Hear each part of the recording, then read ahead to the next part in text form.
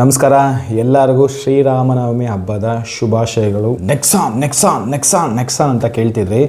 So Nexon ಏನು ಇಷ್ಟು ಚೆನ್ನಾಗಿ ಕೇಳ್ತಿದ್ದಾರಲ್ಲ, ಅಷ್ಟೊಂದು ಅಭಿಮಾನಿಗಳಿದ್ದಾರೆ. ಅಂಥದ್ದೇನು ಅದರಲ್ಲಿ ಏನು ಇಲ್ವಲ್ಲ. ನಾನು ತುಂಬ ಸಲ ಓಡಿಸ್ತೀನಿ, ಬಟ್ ಸ್ಪೆಷಲ್ ಮ್ಯಾಜಿಕ್ ಎಲ್ಲ ಏನು ಇಲ್ವಲ್ಲ.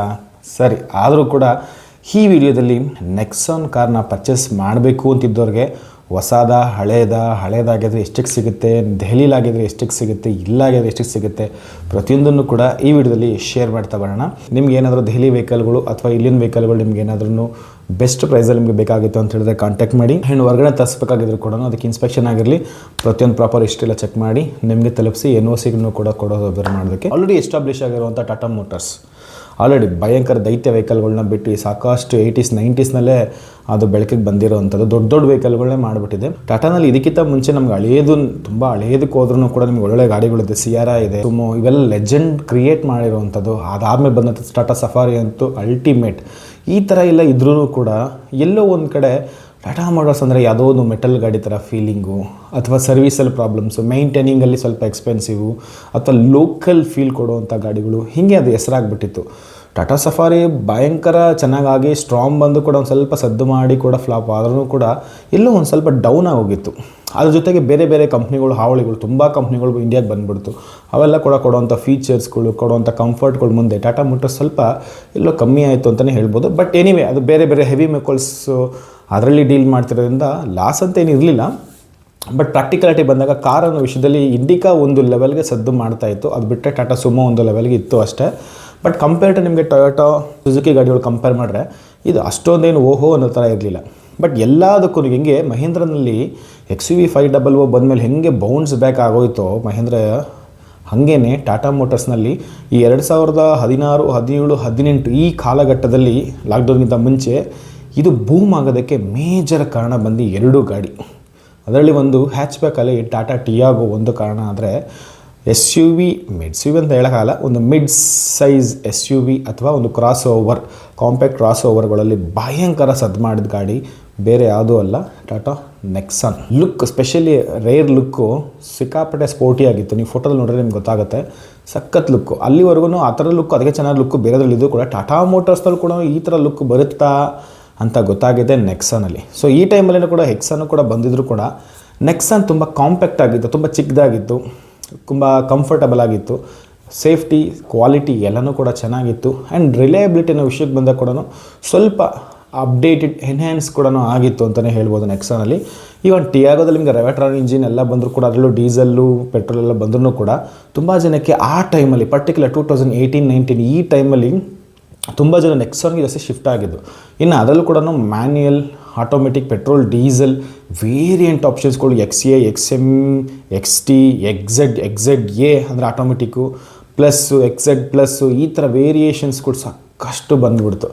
ಇದೆಲ್ಲದರಲ್ಲೂ ನಡುವೆ ಇದರಲ್ಲಿ ಒಂದು ಪ್ಲಸ್ ಪಾಯಿಂಟ್ಸ್ಗಳು ಏನು ಅಂತ ಹೇಳೋದಾದರೆ ಸೇಫ್ಟಿ.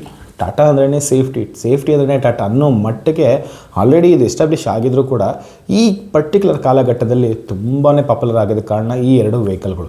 ಇವತ್ತು ನೆಕ್ಸಾನ್ ಬಗ್ಗೆ ಮಾತ್ರ ಮಾತಾಡ್ತಿರೋದ್ರಿಂದ ಸೊ ಇದ್ರದ್ದು ಅಡ್ವಾಂಟೇಜ್ ಮತ್ತು ಡಿಸ್ಅಡ್ವಾಂಟೇಜ್ ಅಂದರೆ ಪ್ಲಸ್ ಆರ್ ಮೈನಸ್ ಎರಡೂ ಕೂಡ ಮಾತಾಡೋಣ.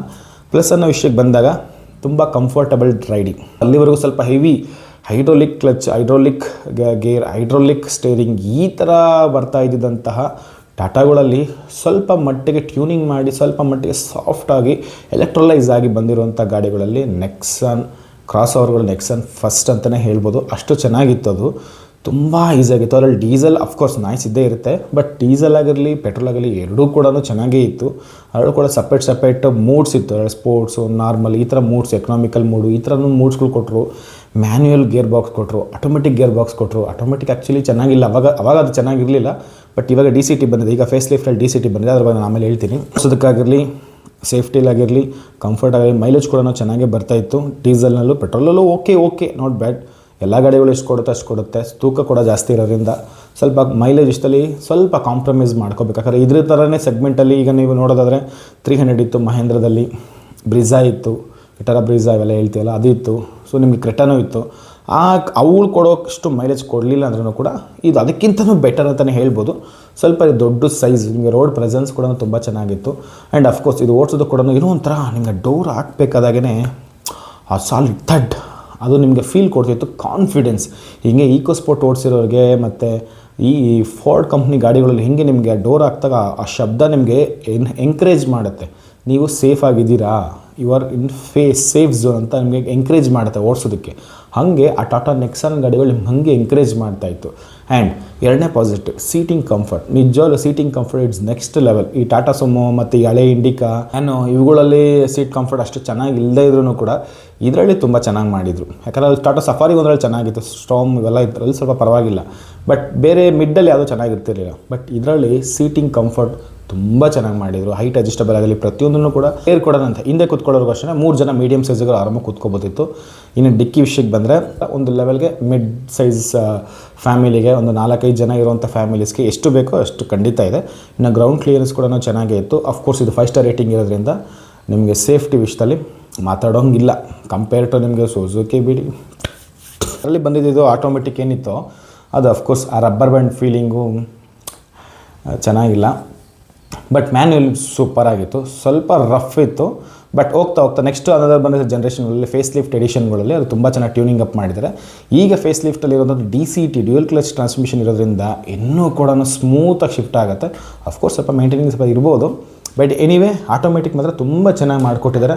ನಿಜವಾಗ್ಲೂ ಇವಾಗ ಬಂದಿರೋ ಫೇಸ್ ಲಿಫ್ಟಲ್ಲಿ ನೀವು ನಿಜವಾಗ್ಲೂ ಟಾಟಾ ಗಾಡಿ ಓಡಿಸ್ತಿರೋ ಫೀಲೇ ಆಗೋಲ್ಲ. ನೀವು ಯಾವುದೋ ಕಿಯಾನೋ ಕ್ರೆಟಾ ಈ ಥರ ಗಾಡಿಗಳು ಓಡಿಸ್ತಿರೋ ಥರ ನಿಮ್ಗೆ ಅಷ್ಟು ಸ್ಮೂತಾಗಿ ಮಾಡಿಬಿಟ್ಟಿದ್ದಾರೆ. ಎಲ್ಲನೂ ಕೂಡ ರಿಫೈನ್ಮೆಂಟ್ ಸಕ್ಕತ್ತಾಗಿ ಮಾಡಿದ್ದಾರೆ, ಅಷ್ಟು ಚೆನ್ನಾಗಿ ಮಾಡಿದ್ದಾರೆ. ಇವಾಗ ಬಂದಿರೋದು ಆಫ್ಟರ್ 2021-22 ಈ ಲೇಟೆಸ್ಟ್ ಜನ್ರೇಷನ್ಗಳು ಏನಿದೆ ಇವಾಗ ಬಂದಿರೋ ಫೇಸ್ ಲಿಫ್ಟಲ್ಲಿ ಕೂಡ ತುಂಬ ಚೆನ್ನಾಗಿ ಮಾಡಿದ್ದಾರೆ.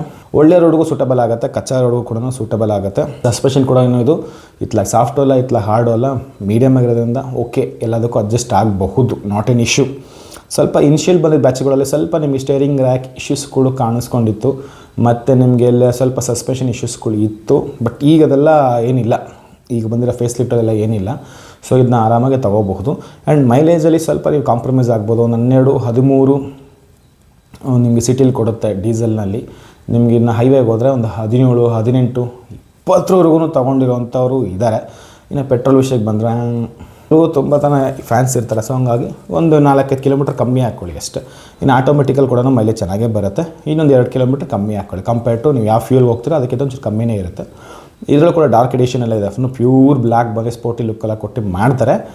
ಅದು ನಿಮ್ಮ ಇಷ್ಟ, it's colour always personal choice. Negative ವಿಚಾರ 2018-19 ಬ್ಯಾಚಲ್ಲಿ ನಾನು ಆಗಲೇ ಈಗ ಆಲ್ರೆಡಿ ಹೇಳಿದ್ದೀನಿ, ಸ್ವಲ್ಪ ಸ್ಟೇರಿಂಗ್ ರ್ಯಾಕ್ ಇಶ್ಯೂಸ್ಗಳಿತ್ತು, ಸ್ವಲ್ಪ ನಿಮಗೆ ಸಸ್ಪೆನ್ಷನ್ ಸ್ವಲ್ಪ ಬಹಳ ಬೇಗ ವೀಕ್ ಅಂತ ಅನ್ಸೋಕ್ಕೆ ಶುರುವಾಗ್ತಿತ್ತು.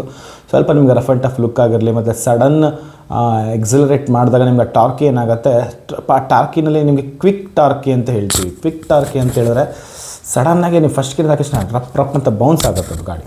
ಅದು ನೀವು ಈ ಸುಜುಕಿ ಗಾಡಿಗಳಲ್ಲಿ ಈಗ ಬಂದಿರೋ ಗಾಡಿಗಳು ಹಳೆ ಗಾಡಿಗಳಲ್ಲಿ ಫೀಲ್ ಮಾಡಿರ್ತಾರೆ, ಸ್ವಲ್ಪ ಜರ್ಕ್ ಅಂತ ಫೀಲ್ ಆಗುತ್ತೆ. ಸೊ ಅದು ಇನಿಷಿಯಲಿ ಅದು ಆಗ್ತಾಯಿತ್ತು. ಬಟ್ ಈಗ ಟ್ಯೂನಿಂಗ್ ಮಾಡಿರೋದ್ರಿಂದ ಈಗಿನ ಅಷ್ಟೊಂದಿಲ್ಲ. ಬಟ್ ಇನಿಷಿಯಲಿ 2018-19 ಬ್ಯಾಚ್ಗಳಲ್ಲಿ ಅದು ಆ ಥರ ಫೀಲ್ ಇತ್ತು, ಸ್ವಲ್ಪ ರಫ್ ಇತ್ತು. ಅಂದರೆ ನಾವು ಕ್ಲಚ್ ಬಿಟ್ಟು ಮೂವ್ ಮಾಡೋಕ್ಕೆ ಶುರು ಮಾಡಿದಾಗ ಆಮೇಲೆ ಟಾರ್ಕ್ನೇ ತೊಗೊಂಡು ಅದು ಮೂವ್ ಆಗುತ್ತೆ, ಅದು ಆಟೋಮೆಟಿಕ್ಲಿ ಮೂವ್ ಆಗುತ್ತೆ. ಬಟ್ ಎಲ್ಲೋ ಲ್ಯಾಗ್ ಥರ ಫೀಲ್ ಆಗುತ್ತೆ. ಬಟ್ ಆ್ಯಕ್ಚುಲಿ ಲ್ಯಾಗ್ ಇರೋಲ್ಲ, ಅದು ಆ ಡಿಫ್ರೆನ್ಷಿಯೇಷನ್ ಇರುತ್ತೆ ಸ್ವಲ್ಪ. ಆ ಕ್ಲಚ್ಚಲ್ಲಿ ಆ ಹೈಡ್ಲಿಂಗ್ ಪೊಸಿಷನ್ ಸ್ವಲ್ಪ ಡಿಫ್ರೆನ್ಷಿಯೇಷನ್ ಇರುತ್ತೆ. ಸ್ವಲ್ಪ ಏನೋ ವೀಕ್ ಆದಂಗೆ ಅನಿಸುತ್ತೆ. ಸಡನ್ನಾಗಿ ಎಕ್ಸಲೇಟರ್ ಮಾಡಿಬಿಡ್ತೀವಿ, ಎಲ್ಲೋ ಗಾಡಿ ಹಿಂದಕ್ಕೆ ಹೋಗ್ತಿದೆ ಅಥವಾ ಗಾಡಿ ಇನ್ನೂ ಪಿಕಪ್ಪೇ ತೊಗೊಂಡಿದ್ರೆ ಸ್ವಲ್ಪ ಆಕ್ಸಲೇಟ್ ಪುಷ್ ಮಾಡಿದ್ರೆ ಇಮಿಡಿಯೇಟ್ಲಿ ಅದೇನಾಗುತ್ತೆ, ನಾರ್ಮಲ್ ವೆಹಿಕಲ್ಗಿಂತ ಒಂಚೂರು ನಿಮಗೆ ಬೌನ್ಸ್ ಬ್ಯಾಕ್ ಆದಂಗೆ ಫೀಲ್ ಕೊಡುತ್ತೆ. ಅದು ಇನಿಷಿಯಲಿ ಅದು ಒಂದು ಸ್ವಲ್ಪ ಈ ಹೊಸಬ್ರಿಗೆ ಅದು ಏನೋ ಒಂಥರ ಭಯದ ಥರ ಫೀಲ್ ಆಗೋ ಚಾನ್ಸಸ್, ಸ್ವಲ್ಪ ಅದ್ರ ಬಾಡಿ ಲ್ಯಾಂಗ್ವೇಜ್ನ ಅರ್ಥ ಮಾಡ್ಕೊಳ್ಳೋಕ್ಕೆ ಸ್ವಲ್ಪ ಟೈಮ್ ತೊಗೊಳುತ್ತೆ. ಇದು ಅದರಲ್ಲಿ ಇದ್ದಿದ್ದು ನಾನು ಹೇಳ್ತಿರೋದು ಫಸ್ಟ್ ಜನ್ರೇಷನ್ ವೆಹಿಕಲ್ ಇದ್ದಿದ್ದು ಸ್ವಲ್ಪ ಇಶ್ಯೂಸ್ಗಳು. ಇದರಲ್ಲಿ ಆರೆಂಜು, ಈ ಡಿಫ್ರೆಂಟ್ ಕಲರ್ಗಳೆಲ್ಲ ಬಂತು, blue, sky blue, white combination, black ಮತ್ತು ವೈಟ್ ಕಾಂಬಿನೇಷನು, ಡ್ಯೂಯಲ್ ಟೋನ್ಗಳು, ಇವುಗಳಲ್ಲಿ ಸ್ವಲ್ಪ ಕಲರು ಬಹಳ ಬೇಗ ಶೇಡೆಡ್ ಆಗ್ತಿತ್ತು. ಅಂದರೆ ಸ್ವಲ್ಪ ಸಮ್ಮರ್ಗೆ ನಿಲ್ಲಿಸಿದಾಗ ಅಥವಾ ಬೇರೆ ಬೇರೆ ಅಟ್ಮಾಸ್ಫಿಯರ್ಗೆ ಸ್ಪ್ರೆಡ್ ಆದಾಗ ಸ್ವಲ್ಪ ಕಲರ್ ಕ್ವಾಲಿಟಿ ಅಷ್ಟು ಇಲ್ಲ. ಮತ್ತು ರಸ್ಟಿಂಗ್ ಇಶ್ಯೂಸ್ಗಳು ಇವೆಲ್ಲನೂ ಕೂಡ ಇನಿಷಿಯಲ್ ಬ್ಯಾಚಲ್ಲಿ ಇತ್ತು. ಹಾಗಾಗಿ ನನಗನ್ಸುತ್ತೆ ಇಷ್ಟೇ ನೆಗೆಟಿವ್. ಇನ್ನು ರೈಡಿಂಗ್ ಅವರೆಲ್ಲ ಕೂಡ ಎಕ್ಸಲೆಂಟ್. ಸಿಟಿ ಹೈವೇಗಂತೂ ಮಾಡಿಸೋದು ಗಾಡಿ ನೋ ಡೌಟ್. ನೀವು 120 ಆರಾಮಾಗಿ ಕ್ರೂಸ್ ಮಾಡ್ಬೋದು ಸಿಟಿ ಇದು ಹೈವೇನಲ್ಲಿ. 140, 160 ಎಲ್ಲ ಕೂಡ ಹೈ ಸ್ಪೀಡ್ ಹೋಗುತ್ತೆ. ಸೊ ಹಂಗಾಗಿ ವರಿ ಮಾಡೋ ಅವಶ್ಯಕತೆ ಇಲ್ಲ. ನಮಗೆ ಸ್ಪೀಡು ಮೂಡ್ಸ್ ಕೂಡ ಕೊಟ್ಟಿದ್ದರಿಂದ ನಿಮಗೆ ಎಕನಾಮಿಕಲ್ ಸ್ಪೋರ್ಟ್ಸ್ ಯಾವ್ದು ಬೇಕೋ ಅಡ್ಜಸ್ಟ್ ಮಾಡಿಕೊಂಡು ಆರಾಮಾಗಿ ಓಡಿಸ್ಬೋದು. ಸ್ಪೇಸ್ ಕೂಡ ನಿಮಗೆ ಬಾಟ್ಲ್ ಹೋಲ್ಡರ್ ಆಗಿರ್ಬೋದು, ಡ್ಯಾಶ್ ಬೋರ್ಡ್ ಆಗಿರ್ಬೋದು, ಪ್ರತಿಯೊಂದು ಕೂಡ ನಿಮಗೆ ಸಫಿಷಿಯೆಂಟಾಗಿ ಎಷ್ಟು ಬೇಕಾದ್ರೂ ನೀಟಾಗಿ ಅಚ್ಚುಕಟ್ಟಾಗಿ ಕೊಟ್ಟಿದ್ರು. ಲೈಟ್ ಕೂಡ ತುಂಬ ಚೆನ್ನಾಗಿದೆ, ಹೆಡ್ಲೈಟ್ ಕೊಡೋದು ಇದರಲ್ಲಿ ತುಂಬ ಚೆನ್ನಾಗಿದೆ, ಫಾಗ್ ಲೈಟ್ ತುಂಬ ಎಲ್ಲನೂ ಕೂಡ ಅಚ್ಚುಕಟ್ಟಾಗಿ ಕೊಡೋದಕ್ಕೆ ಪ್ರಯತ್ನ ಪಟ್ಟಿದ್ದಾರೆ ಇನಿಷಿಯಲ್ ಬ್ಯಾಚಲ್ಲಿ. ಅಷ್ಟರ ಮಟ್ಟಿಗೆ ಟ್ಯೂನಿಂಗ್ ಮಾಡಾಕ್ಬಿಟ್ಟಿದ್ದಾರೆ. ಗೊತ್ತೇ ಆಗಲ್ಲ ನಿಮ್ಮದು ಬ್ಯಾಚ್ ನೋಡಿದ್ರೆ ಗೊತ್ತಾವು ಟಾಟಾ ಗಾಡಿನ ಅಂತ. ನಿಮಗೆ ಸ್ಟೇರಿಂಗ್ ಎಲ್ಲ ಸ್ಪೋರ್ಟ್ ಗಿಟ್ಟು ಎಲ್ಲ ಮಾಡೋಕ್ಕೆ ಸನ್ ರೂಫ್ ಎಲ್ಲ ಹಾಕಿ ಸೂಪರಾಗಿ ಮಾಡಿಬಿಟ್ಟಿದ್ದಾರೆ. ನಮ್ಮ ಸ್ಟೂಡೆಂಟ್ ಒಬ್ಬರ ಹತ್ರ ಇದೆ ನೆಕ್ಸಾನ್ ಲೇಟೆಸ್ಟ್ 2024 ತೊಗೊಂಡಿರೋದು. ಹೋದ ವರ್ಷ ಅವರು ಊರಿಗೆ ಹೋಗಿದ್ದಾಗ ಮಡಿಕೇರಿಯಲ್ಲಿ ಇರೋದವರು, ಅವ್ರದ್ದು ಒಂದು 2 ದಿವಸ ಓಡಿಸಿದೆ. ನಿಜವಾಗ್ಲೂ ಬ್ಲ್ಯಾಕ್ ಎಡಿಷನ್ ಅದು, ಡಾರ್ಕ್ ಎಡಿಷನ್ ಅಂತ ಬರುತ್ತಲ್ಲ, ಅದು ಸಖತ್ತಾಗಿತ್ತು ಮಾತ್ರ. ಗೊತ್ತೇ ಆಗಲ್ಲ, ಅಷ್ಟು ಸ್ಮೂತ್ ಮಾಡಾಕ್ಬಿಟ್ಟಿದ್ದಾರೆ. ತೊಗೋಬೋದು, ಏನು ಪ್ರಾಬ್ಲಮ್ ಇಲ್ಲ. ಸೊ ಈಗ ಫೈನಲ್ ಕನ್ಕ್ಲೂಷನ್, ಇದನ್ನು ತೊಗೋಬೋದಾ ತೊಗೋಬಾರ್ದು? ಖಂಡಿತ ತೊಗೋಬೋದು. ಎನಿವೇ ನೀವು ಟೆಸ್ಟ್ ಡ್ರೈವ್ ಮಾಡಿ ತೊಗೊಳ್ಳೋದು, ಯಾವುದೇ ಗಾಡಿ ನೀವು ತೊಗೊಳ್ಳಿ, ತಪ್ಪೇನಿಲ್ಲ, ಅದು ಎಲ್ಲಿಂದಾದರೂ ತೊಗೊಳ್ಳಿ. ಬಟ್ ಆ ಗಾಡಿಯನ್ನು ನೀವು ಮುಂಚೆನೇ ಒಂದು ಸಲ ಓಡಿಸಿದ್ರೆ ಒಳ್ಳೆಯದು. ಇದೊಂದು ನಾನು ಅಡ್ವೈಸ್ ಮಾಡೋದು. ತುಂಬ ಜನ ನಂಗೆ ಆ ಗಾಡಿ ಈ ಗಾಡಿ ಕೇಳ್ತಾ ಇರ್ತಾರೆ. ಫಸ್ಟ್ ನಿಮ್ಮ ಬಾಡಿ ಲ್ಯಾಂಗ್ವೇಜ್ಗೆ, ನಿಮ್ಮ ಬಿಹೇವಿಯರ್ಗೆ ಯಾವ ಗಾಡಿ ಸೆಟ್ ಆಗುತ್ತೆ ಚೆಕ್ ಮಾಡಿ. ಈಗ ನನಗೆ ಪರ್ಸ್ನಲಿ ಸುಜುಕಿ ಗಾಡಿಗಳು ಇಷ್ಟ ಆಗಲ್ಲ, ಅದು ನನಗೆ ಇಷ್ಟ. ಅದು ಸೊ ನಿಮಗೆ ಯಾವುದೋ ಟಾಟಾ ಗಾಡಿಗಳು ನಿಮ್ಗೆ ಇಷ್ಟ ಆಗದಿರ್ಬೋದು, ಅದು ನಿಮ್ಮ ಇಷ್ಟ. ಅದಕ್ಕೆ ರೀಸನ್ ಏನು ಬೇಕಾದ್ರೂ ಇರಬಹುದು. ಕೆಲವರಿಗೆ ಮಹೇಂದ್ರ ಗಾಡಿಗಳೇ ಇಷ್ಟ ಆಗಲ್ಲ, ಅದು ಏನು ಬೇಕು. ಕೆಲವರು ಟೊಯೋಟಾ ಗಾಡಿನೇ ಇಷ್ಟ ಆಗಲ್ಲ, ಟೊಯೋಟಾ ಗಾಡಿನೇ ಇಷ್ಟಪಡದಿದ್ದರೂ ಇದ್ದಾರೆ ತುಂಬ ಜನ. ಆ ಗಾಡಿನೂ ಇಷ್ಟಪಡಲ್ಲ. ಕೆಲವರು ಮರ್ಸಿಡೀಸೇ ಇಷ್ಟಪಡಲ್ಲ, BMW ಇಷ್ಟಪಡ್ತಾರೆ. ಸೊ ಹಂಗೆ it's all about your personal choice. But decision ನಿಮ್ದಿರುತ್ತೆ. ನೀವು ಯಾವುದೇ ತೊಗೊಳಕ್ಕೆ ಈಗ ನೀವು ನೆಕ್ಸಾನ್ ಬಗ್ಗೆ ಕೇಳ್ತಿದ್ದೀರಾ ಅಂದರೆ ಹೇಳಿದ್ರೆ ಅದ್ರ ಬಗ್ಗೆ ಇನ್ಫಾರ್ಮೇಷನ್ ಕೊಡೋಷ್ಟು ಜವಾಬ್ದಾರಿ. ಬಟ್ ಅದನ್ನು ನೀವು ಒಂದು ಸಲ ಟೆಸ್ಟ್ ಡ್ರೈವ್ ಮಾಡಿ, 18-19 ಗಾಡಿಗಳನ್ನ ಟೆಸ್ಟ್ ಡ್ರೈವ್ ಮಾಡಿ. ನಿಮ್ಮ ಸೆಕೆಂಡ್ಸ್ ಮಾರ್ಕೆಟ್ನಲ್ಲಿ ನಿಮಗೆ ದೆಹಲಿನಲ್ಲಿ ನಿಮಗೆ ಒಂದು 3.5 ಸಿಗೋಲ್ಲ, ಒಂದು 4 ಆಜು ಬಾಜಲ್ಲಿ ನಿಮಗೆ ಶುರು ಆಗುತ್ತೆ 18 ಮಾಡಲ್ ಗಾಡಿಗಳು. ನೀವು ಅದನ್ನ ತೊಗೋಬೋದು. ಡೀಸೆಲ್ ಗಾಡಿಗಳು ಸಿಗುತ್ತೆ, ಪೆಟ್ರೋಲು ಸಿಗುತ್ತೆ, but diesel is the first priority. ಇನ್ನು ಹೊಸ ಫೇಸ್ ಲಿಫ್ಟ್ ಎಲ್ಲ ತೊಗೊಳ್ತಿದ್ರೆ ಬೆಟರ್, ನೀವು ಇಲ್ಲಿ ತೊಗೊಳ್ಳೋದು ಬೆಟರ್. 18ಇಂದ 21ವರೆಗೂ ಕೂಡ ನೀವು ಅದರ್ ಸ್ಟೇಟ್ ವೆಹಿಕಲ್ಗಳನ್ನ ಪ್ರಿಫರ್ ಮಾಡಬಹುದು. ಅದ್ರ ಮೇಲೆ ಮಾಡ್ತೀನಿ ಅಂತ ಹೇಳಿದ್ರೆ ಬೆಟರ್, ನೀವು ಇಲ್ಲಿ ತೊಗೊಳ್ಳೋದು ಬೆಟರು.